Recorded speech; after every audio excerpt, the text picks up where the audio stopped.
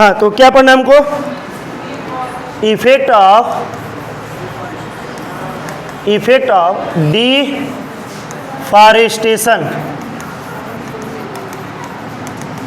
जंगल की कटाई करने से प्रभाव क्या होगा, क्या कहाँ पे ये ज़्यादा हार्मफुल इफेक्ट डालता है? तो बोला है कि डिफॉरेस्टेशन का जो इफेक्ट होता है कई प्रकार से हो सकते हैं। पहली बात, अगर जंगल से पेड़ पौधे समाप्त हो जाएंगे तो आपके इन्वायरमेंट में कार्बन डाइऑक्साइड का लेवल बढ़ जाएगा। कार्बन डाइऑक्साइड का लेवल बढ़ेगा तो ग्लोबल वार्मिंग इफेक्ट आएगा। तो पहला इसका बोला है कि ये किस पर इफेक्ट डालेगा? Global warming. तो फर्स्ट लिख लीजिएगा, पहला बोला जाए increase in the temperature of increase in the temperature of मत लिखिएगा, केवल टेम्परेचर लिखिएगा। Increase in the temperature leading global warming for, हाँ leading LEADING leading global warming. तो फॉरेस्ट का डिफॉरेस्टेशन होने से ग्लोबल वार्मिंग बढ़ने की संभावना होती, जो क्या काज करेगा? टेम्परेचर इंक्रीज कराएगा। ग्लोबल वार्मिंग पर इफेक्ट आएगा तो क्या होगा? Temperature increase. Second point, next बोला जाए, देखिए increase the level of carbon dioxide, increase the level of carbon dioxide, इसका फार्मूला CO2 हो गया। इन द इन्वायरमेंट, आपके इन्वायरमेंट में कार्बन डाइऑक्साइड का लेवल बढ़ जाएगा। और कार्बन डाइऑक्साइड का लेवल बढ़ेगा तो आपका एयर जो होगा पॉल्यूटेड हो जाएगा और सांस लेने में प्रॉब्लम होगी। हो गया। थर्ड लिखिएगा, तीसरा decrease in the underground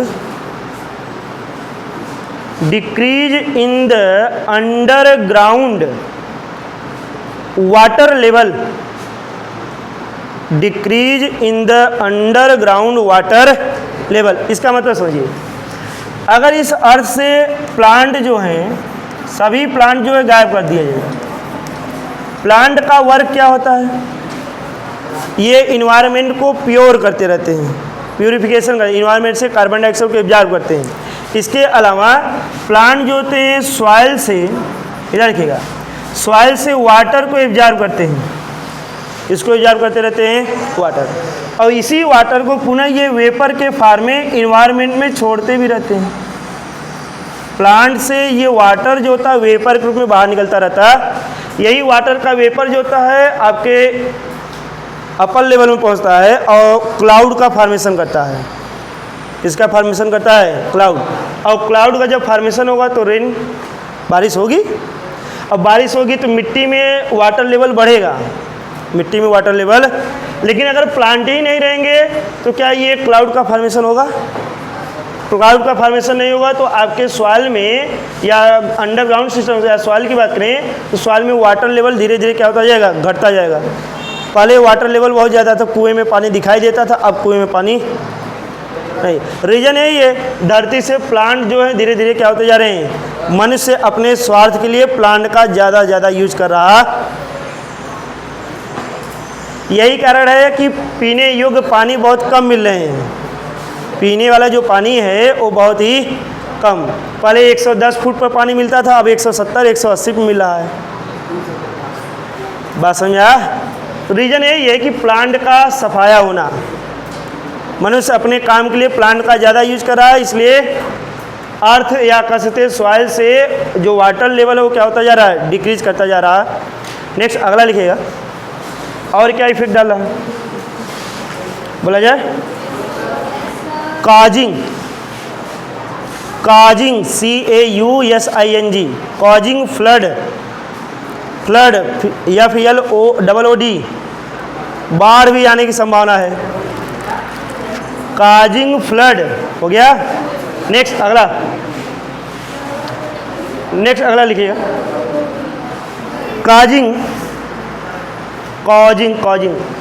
next है अगला, कॉजिंग डिजर्टिफिकेशन काजिंग डिजर्टी, DESERTIFICATION, डिजर्टिफिकेशन। ये क्या है? डिजर्टिफिकेशन। What is desertification?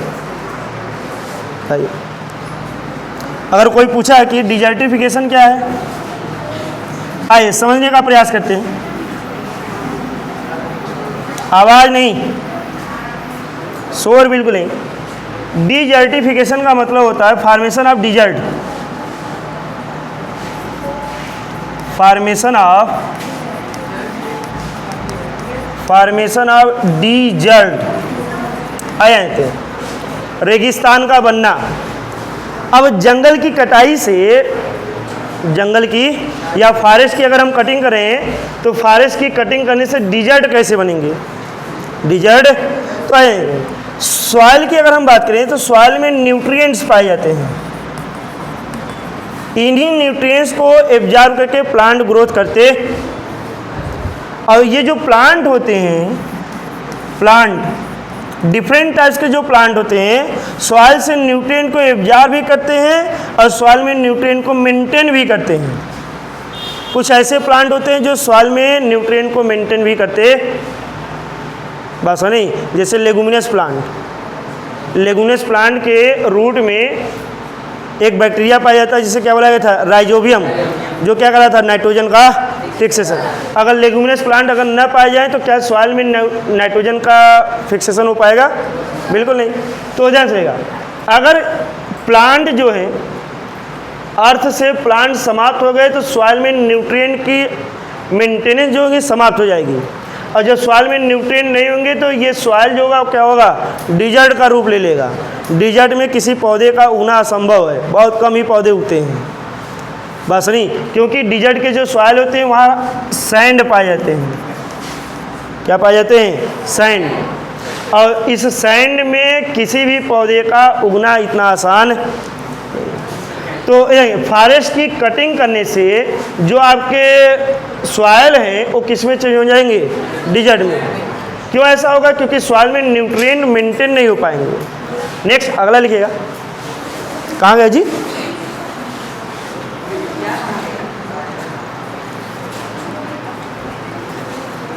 अगला बोला जाए, देखिए एनिमल लाइफ, लास्ट है ये। Animal life is affected by, animal life is affected by deforestation. Animal life is affected by deforestation. हो गया? डिफॉरेस्टेशन से एनिमल का लाइफ भी अफेक्ट होता है। जो जंगली जीव हैं, कैसे जीव हैं? जंगली जीव। जब उनके घर को ही हटा देंगे तो कहाँ रहेंगे? वो आपके घर के पास चले आएंगे। होता है, अक्सर होता है ना ऐसा। जब जंगल समाप्त होंगे तो जंगल में रहने वाले जीव कहाँ जाएंगे? आपके आसपास आएंगे, आपको भी नुकसान पहुँचाएंगे।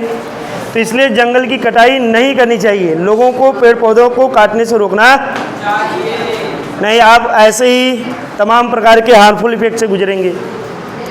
धरती से अगर पेड़ पौधे समाप्त हो गए तो इससे भी भयंकर हानियां हो सकती। तो जंगल की कटाई रोकिए। अब ध्यान सुनिएगा, हेलो इधर। इस फॉरेस्ट को या जंगल की कटाई रोकने के लिए कोई ना कोई उपाय तो किया जाना चाहिए। लोगों को बताना चाहिए कि जंगल की कटाई या फॉरेस्ट की कटाई नहीं करनी चाहिए, नहीं तो ये सब हानियां हो सकती। तो इसके लिए कुछ न कुछ तो उपाय किया गया होगा।